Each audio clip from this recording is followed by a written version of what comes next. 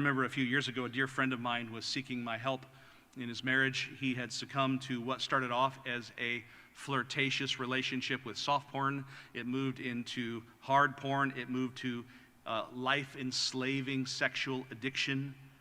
And he was open to and receiving counsel, and so much of what he had built the last 8 years of his life was lost in that particular moment, trying now to spare his marriage and trying to get clarity and closure and holiness in place with righteous patterns before his kids, his boys in particular, became aware of what this world was and offered when he had enough integrity to show them the way away from it.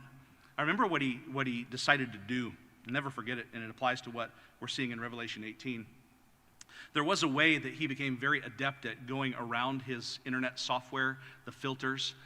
There is in his software, as there is and should be in yours as well, a kind of barrier to it, but also an accountability. If you go onto some site that you shouldn't, your accountability partner gets an email in real time and then a summary on a day of the week that you pick that describes where you've been so they can step towards you and help you. He was good at hacking around all of that. There was only one thing he ever had to do. He had to log in with a login that he knew the password for. And so one day he said, "I've had enough. I understand this satanic system." He changed his password and he typed in its place what he would have to type every time he would try to go in and change it to access pornography. He just wrote these 3 words: "I love Satan."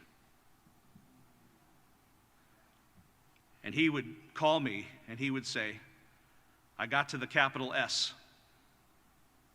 And I decided there's no way I can write that. He would feel the urges of his flesh. He would rely upon the predictable patterns of an unwanted desire. He would step towards away from the kind of accountability where if you want to get away from accountability, you can. But he would go to that password, and to type it in, he had to punch in the words, "If I'm going to do this, I love Satan." That was the turning point for him. He never went back. Because he finally unmasked sin for what it is. It is at its source demonic.